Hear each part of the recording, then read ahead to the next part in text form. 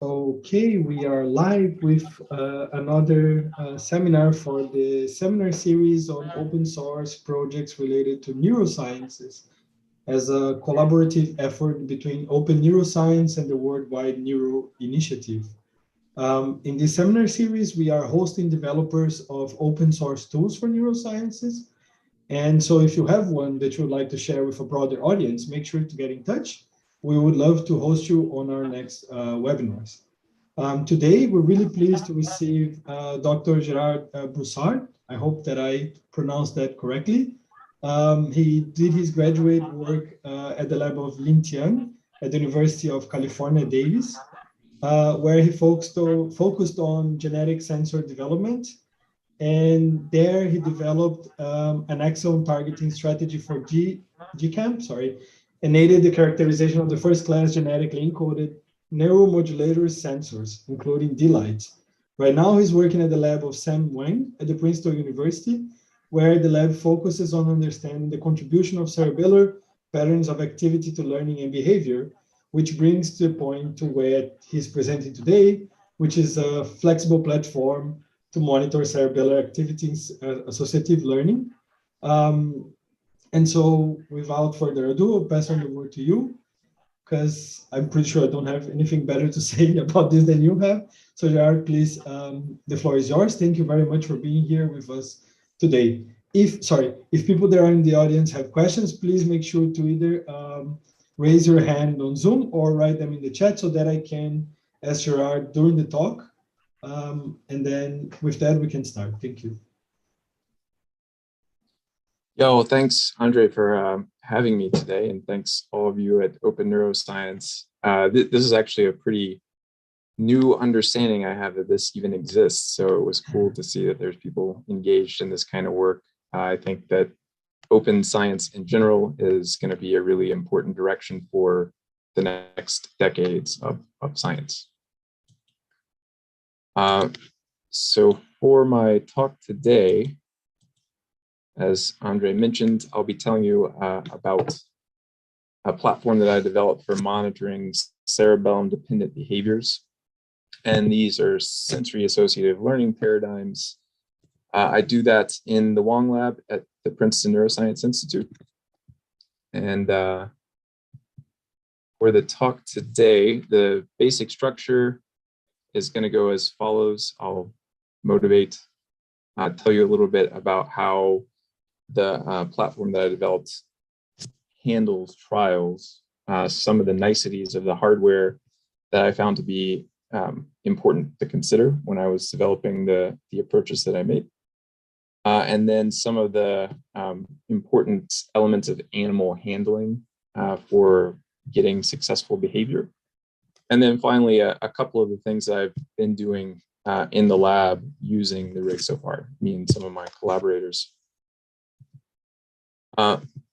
But so in terms of studying the cerebellum, one of the things that's become really apparent is that depending on where in the cerebellum you are, and in this case, I'm looking at an unrolled human cerebellum, you can have very different associations to tasks and activity in other parts of the brain. So in humans, that's very nice, but one of the things that became or that's been apparent for years in the field is the granularity of the structure of cerebellum and how that relates to function is beyond the scope of what one can actually accomplish using fMRI-based techniques. So this is really nice that you can do this in humans, but what I'd like to be able to do is take this kind of zoomed out approach and apply it to what we know this kind of more granular structure of the cerebellum is like.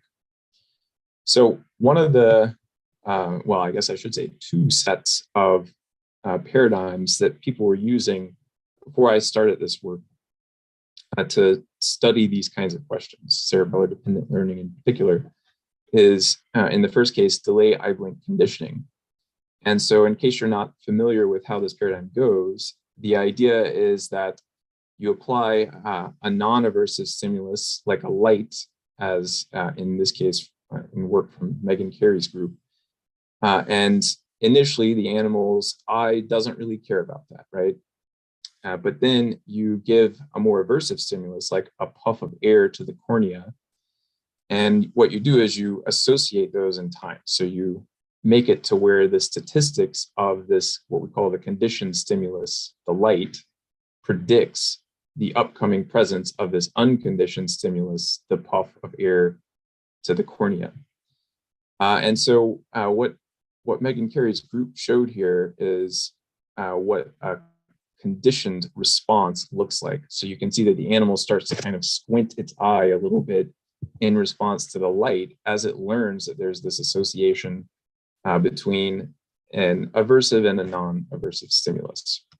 And then in the case of this unconditioned response, the animal will always fully close its eyelid in response to the puff of air. And so what you can see in these traces is that as the animal learns the task, what's going to happen is it closes its eye more fully in response to the light and on more trials across time. So conceptually similar to that is this paradigm delay tactile startle conditioning, which actually, sorry, should be DTSC here. And here the idea is everything is roughly the same as eyeblink conditioning, but the aversive stimulus has been replaced by this motorized toy. And you'll see I do this a little bit differently than the original description from Azad Bani's lab.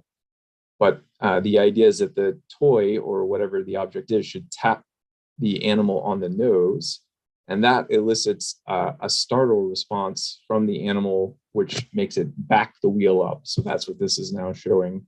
This is the unconditioned response from an animal that's engaged in the DTSC task. Okay, so at one point in my tenure at the Wang lab, I realized that I was switching back and forth between these paradigms fairly frequently because different parts of the cerebellum are engaged in different ways during the performance of these tasks in ways that were interesting to me. And that's actually quite a time sink for resetting rigs across cohorts as I'm working back and forth between these two paradigms. And so what I wanted was a platform that would allow me to do both of these as well as other things. And what I realized was that there was basically just a few elements that I really needed to incorporate fairly well and hopefully fairly cheaply as I was thinking about how to make this new kind of rig. And so this work, which is now published in Jove just recently, actually, I think the video is in the final stages of preparation right now. It basically has a PI camera for tracking the animal's behavior, as well as a wheel that the animal can run on, which is also tracked by the system. And this is really for head fixed preparations. And then in addition to that, all I needed was, again, essentially control signals and associated hardware for the conditioned stimulus and the unconditioned stimulus. So again, DEC, that's a puff to the eye, DTSC, that's a tap to the nose. And so to give you a sense of what the actual behavior looks like, what I'm going to show first here is a video of an animal performing the eyeblink task. And on the left, what you're going to see is that the animal makes the conditioned response to the light stimulus.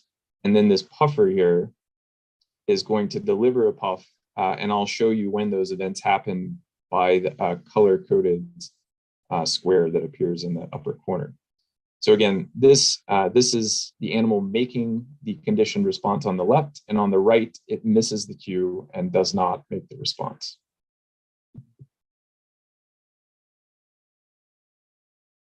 So the blue light means the CS is on now. This one made the CR. And then here you can see this one missed it. No, sorry, the same animal. But in this trial, he happened to miss it. And this is from the PI camera. with all the hardware elements that I'll be describing to you today for the eyeblink. And so again, you see this kind of characteristic curve as I showed you from Megan Carey's work from Megan Carey's lab earlier. And now this is the same rig, but now with the DTSC stimulus in place. So that's this pillow that you can see here. And again, on the left, the animal is making the target conditioned response. So the light comes on and it starts to back the wheel up. Whereas on the right, the same, and you can see that there's this robust startle response that the animal makes and how that looks in each case. So one other thing that I'll mention about DTSC here, since I've got the video up, you can see that the US, we actually control through the software hardware interface to be lower amplitude. So in this case, the pillow approaches the animal's face but doesn't touch it. And I felt like this was an important thing to do, because if you think about this paradigm compared to eye blink conditioning, the animal closes its own eye in order to protect itself from the aversive stimulus. But here, it can't do that on its own, right? We actually have to provide for it the ability to protect itself, which I do through closed loop control of the amplitude of motion of the stimulus. And so you can see here what a trained animal's responses look like over days. This last curve is from day 5. So each one of the days having one session. And so one of the nice things about DTSC compared to DEC is that the animals learn the task faster. Okay, so as far as how the trials are controlled, the basic components that make this work are a Raspberry Pi attached to a Due and then an Uno. And within the Raspberry Pi, I developed this GUI that allows you to visualize the animal on the camera and then also input parameters that are going to be relevant to whatever you want to do in terms of the session and trial structures. The session starts are also produced by the Pi. And then based on that, the Due is going to control all of the session timing, the trial events like CS, US, if you want to incorporate some additional hardware like 2-photon imaging or like triggered EPHIS, optogenetics, the Due can handle all of that stuff. And then the Uno really handles the DTSC stimulus, because it turns out the control signals that you have to apply for that are a little bit hard to do from a single microcontroller. So that's the basic setup of the system. And then just to give you an idea of what this looks like when you're actually using this, this is the desktop appearance of the Raspberry Pi. And so now I'm just from the command line calling the GUI and streaming from the Pi camera. So you can see this is the animal. It's telling me that it's not recording so that I know this is not during the course of trials. And then you can input session-specific information, like if you want to say what the animal's ID was, which kind of session you want, DTSC or DEC, the particulars of how you want the CS and US and things like that presented. And you can see when you upload that to the Arduino, it reflects it onto the command line. So everything that is being output into the metadata files and all of that stuff actually shows up here so that you can track and make sure that it's running properly. And then you can start and stop sessions essentially whenever you want, when you're finished in the program. And that will collect your data for you. So the hardware that I set up to do this looks like the following. When you array it all around May I ask you a question? Is there any particular reason why you guys are using a Raspberry Pi and a Raspberry Pi camera and not just a regular computer, a webcam, and two Arduinos? Sure, yeah. So one of the things that I wanted to do with this platform was make it be sufficiently flexible to where I could have like a set of behavior boxes where I'm trying out different things all the time, right? And so it turns out that if you have one computer that attaches to 10 Raspberry Pis, you can do that much more cheaply and easily, run them all together, than if you had, let's say, 10 computers that were trying to run separately, all of these different rigs. So that was kind of the main impetus for doing things that way. Okay. Yeah. Yeah, and so in terms of the hardware that goes around the stage, here you can see the stepper motor, and that attaches by an axle to the tactile stimulus itself. So this is that pillow that you saw in the video earlier. And then down here, we've got the rotary encoder that tracks the motion of this wheel. And here next to where the animal's head will be is the LED stimulus for the CS. And then the puffer, which is a solenoid valve for the DEC US. And over here is the Pi camera with its mount. And then finally, an IR illumination source. And all of this is materials-wise in the Jove article. And I'll mention, because we don't, so Jove articles are finite in their length. So some of the things are mentioned less than I would have liked. But there's a 3D printable Pi camera mount and a laser printing design for the tactile stimulus mount that you can find on the GitHub repo where I have all the files for the rig design. And to make the tactile stimulus mount into the tactile stimulus, essentially all you need to do is attach the axle through here and then tape a piece of foam over the front of this. Make sure that foam is nice and thick because you certainly don't want to hurt the animal as you're having it undergo the paradigm. So now this is a rundown of all of the hardware components and their connections to one another. And again, here you can see the Raspberry Pi, the Due and the Uno, and I'll go through some of the niceties of each one of these one by one, but this shows how everything connects together. So for the camera triggering, really all that consists of is a command signal that's coming from the Due and attaching into a GPIO on the Raspberry Pi, telling it now through the Pi camera API, it's time to start frame capturing and outputting timestamps. And all of that goes into a set of files that contain everything that you need for monitoring the video of the animal. And then for the tactile stimulus part, there's a couple of things to point out here. So one of those is I use I2C communication between the Due and the Uno to transmit in a closed loop fashion what the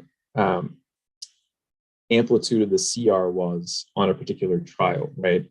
And so that's how I control the amplitude of the bop, the tap to the animal's nose in each case, in each trial.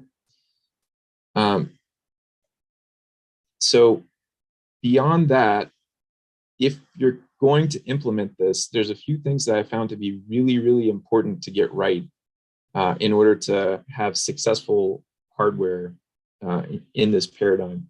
So basically the idea is within around 15 milliseconds, you're swinging this acrylic arm forward and back, and you're doing that using a stepper motor.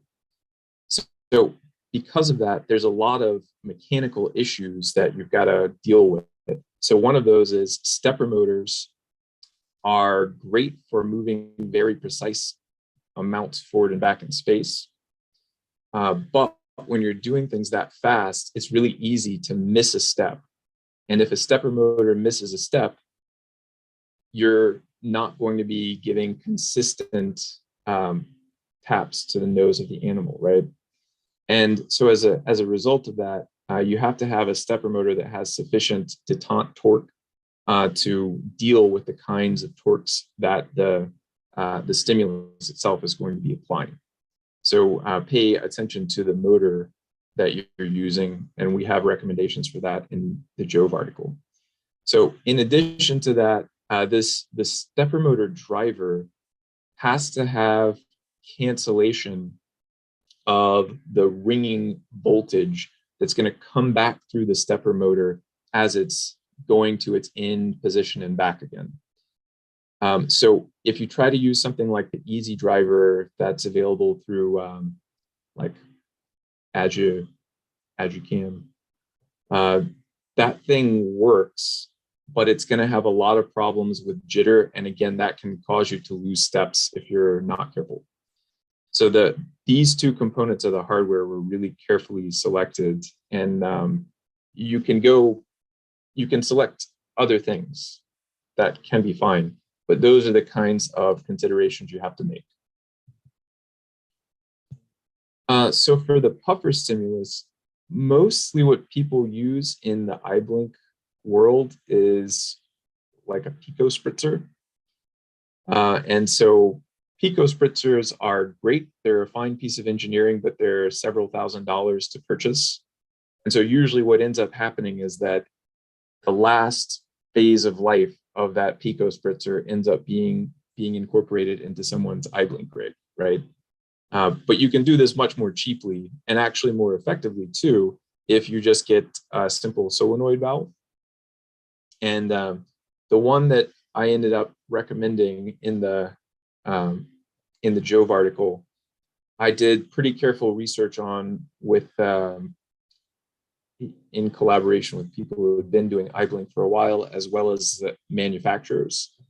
But basically the key couple of advantages of using this kind of approach is one, cost, and then two, that you can actually effectively input into the metadata how long the valve was open, right? So if you have a pico spritzer as your valve, what ends up being the case is that you have to set that on the face of the machine itself, and it's not easy to convey to whatever way that you're acquiring your data that this is exactly when I turned on and off the valve that's in control of the puff.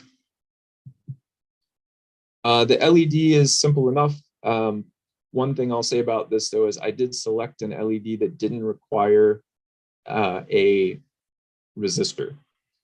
So that's kind of nice for an end user. It means, one less thing that you've got to think about. And then the rotary encoder. So for this device, the idea is that I'm sending interrupts onto the DUE. And I do that every time the rotary encoder rotates through some number of degrees, right? But again, this piece of equipment is really important because one of the things that I found early on when I was doing this work is we were using a 128 pulse per rotation rotary encoder. That's something that I've been using in the context of a different project.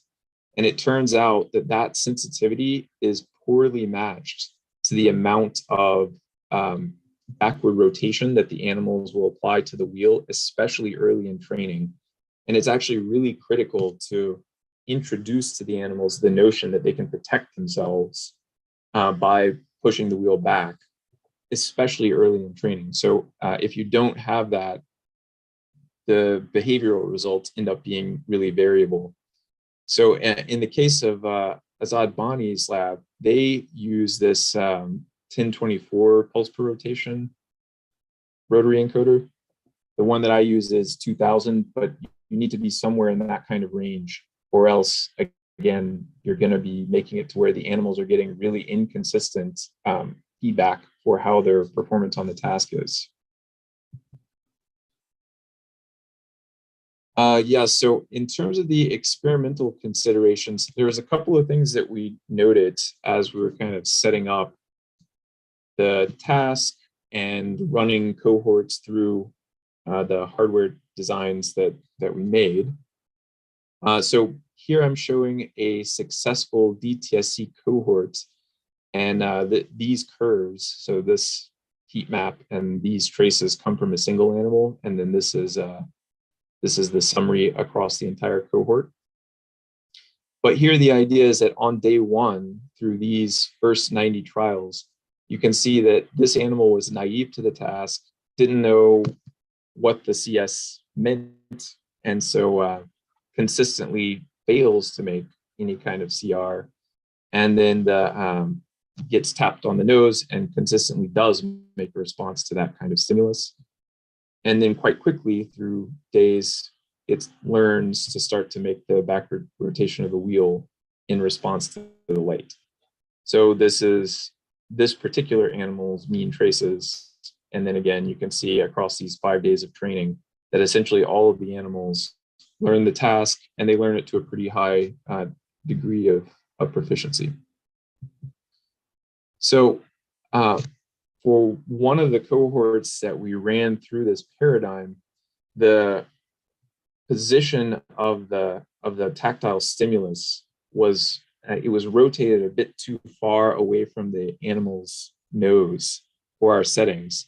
And so you can actually see that in the traces here, right? So it's only rotating the wheel back like around 10 centimeters per second.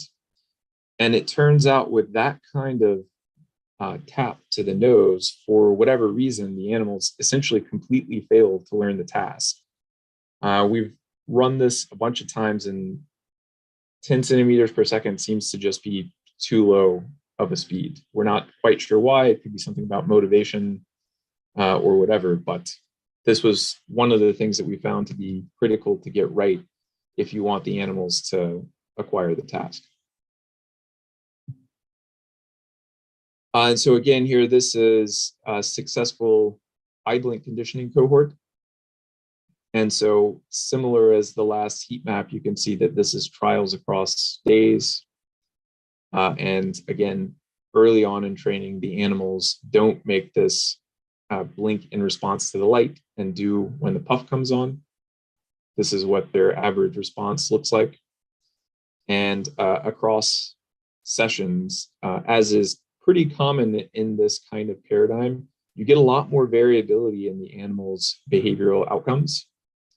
But most animals have pretty good task proficiency by session 8. And again, that's like a pretty common kind of threshold day for when you expect most animals to have learned. So in one of the sessions that an undergrad student of mine was performing, they were maybe not quite careful enough to make sure that the periocular fur was well illuminated. So if that happens, then your tracking of the eyelid is really bad, because it means that the angle of the fur has a lot of influence on your detection of light in the eye region. So it's really important to make sure that this periocular fur is well illuminated. And we have components in the software itself. So I basically call a consistent white level at the instantiation of the camera whenever that starts to stream. But you still have to make sure that enough of the light is directed here and not, for example, in the lower jaw. And then in terms of some of the things that I've been doing with this rig over these last few years, one of the things that I've been really interested in is how the responses to these different paradigms differs across regions, and in particular in areas that aren't classically associated with a behavior. So in terms of the eye blink paradigm, The region that is associated with performance of that task is actually deep within a sulcus of the cerebellum. And so it's not optically accessible by standard 2-photon kinds of approaches. But there was some reason to believe that this vermal region of lobule 6 might actually have task association.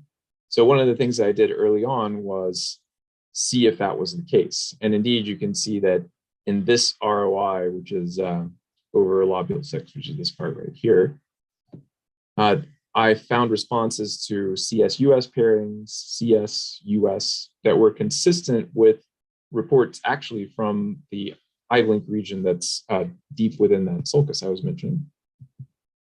And that furthermore, regions in lobule simplex and CRUS1 were completely unresponsive on average to the application of the CS and the US. And again, here I'm showing now a different ROI within lobule 6. So pretty consistently within this lobule 6 vermal region, you'll find responses to components of the eyeblink task, but it's not something that's everywhere, right? It's in specific regions of the cerebellum that you get encoding of this kind of the task parameters. So another thing that I did is with a little bit of reconfiguring of the task, right? I can just take the air puff and apply it to the whiskers and essentially just apply US's. And here I was curious about the structure of the responses I would see in this CRUS2, which is known to have whisker, which is known to respond to whisker stimulation. And so one of the things that I did was I made ROIs out of that field of Purkinje cell dendrite view that I'd showed previously.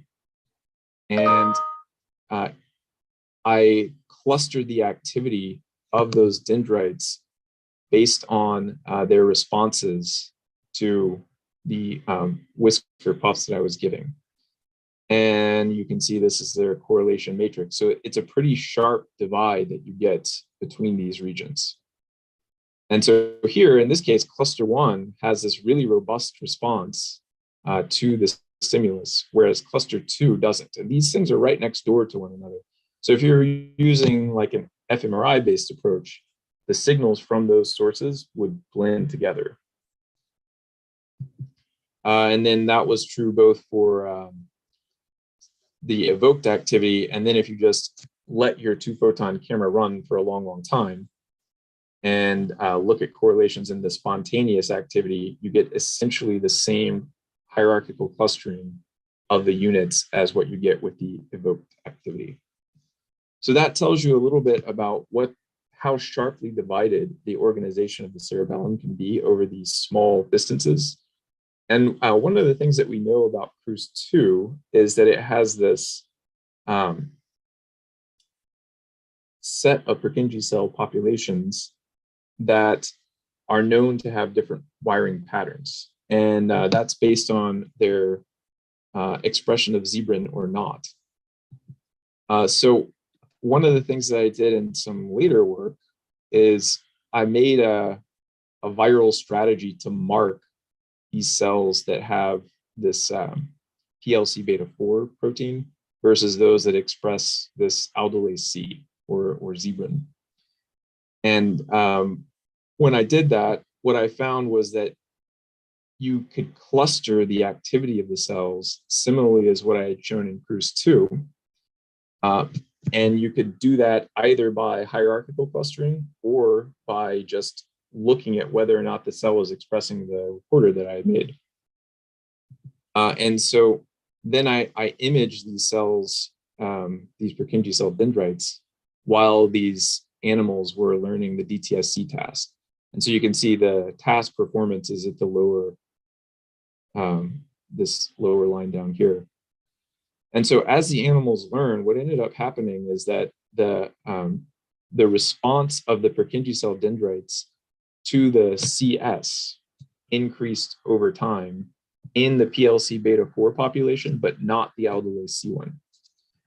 So next, we turned off the PLC-beta4 cells, and we did this in a bunch of different ways. But generally speaking, we used channel rhodopsin expressed in those Purkinje cells, and then drove an optogenetic system, again, using the platform that I developed and the GUI and all that stuff. And what we found in that case is that just turning off these PLC-beta4 cells was sufficient to make the animals completely incapable of learning the task. But once you stopped stimulating the optogenetic activator, the animals learned the task as if they had never seen it before. So again, that's just a couple of things that we've been doing in the Wong Lab and with some of our collaborators using this platform just to maybe give some ideas. And so with that, I'd like to thank my boss, Sam Wong, of the Wong Lab, and some of my collaborators on this project, including Mikhail Kislin and Caroline Young.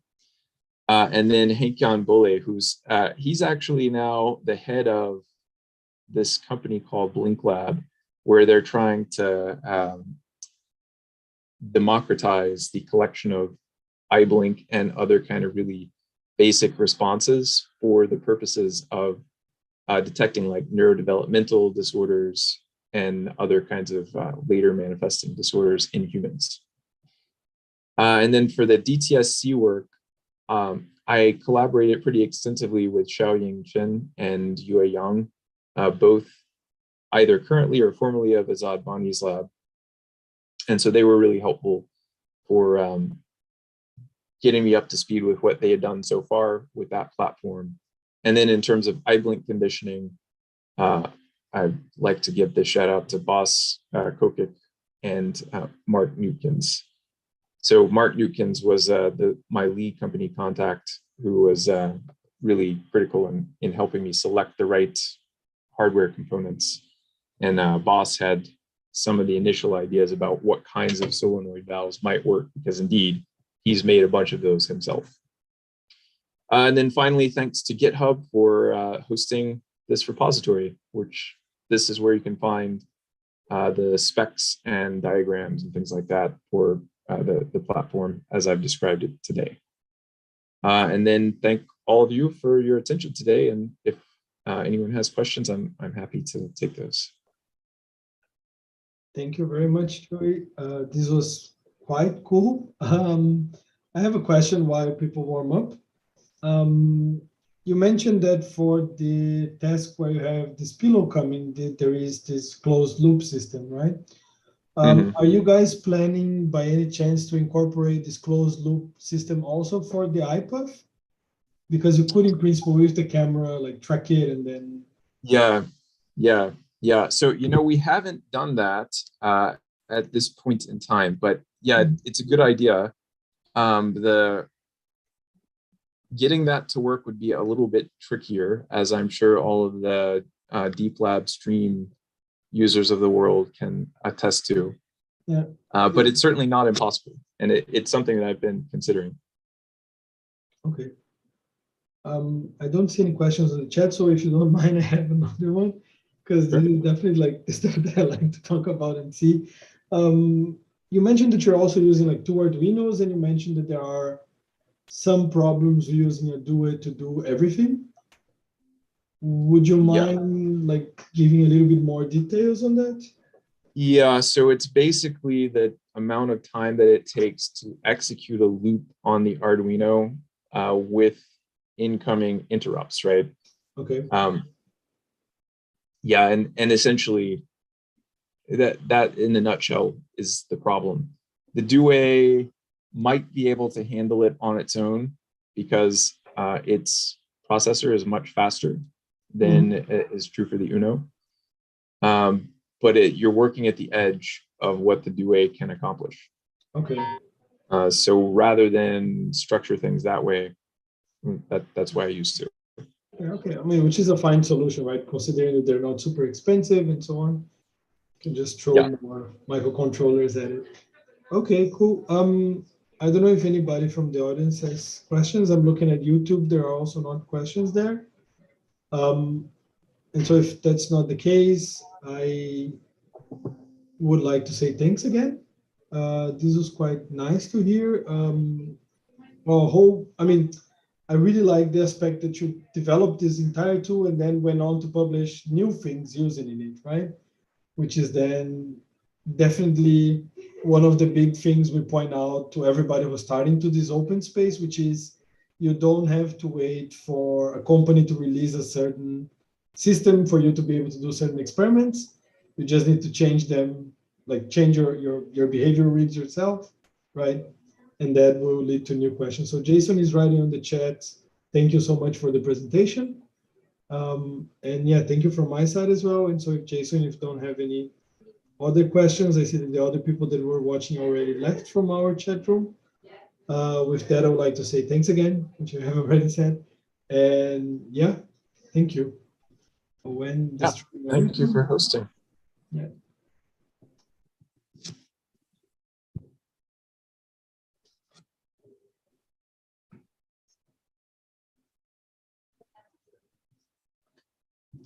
Okay, so we are no longer live.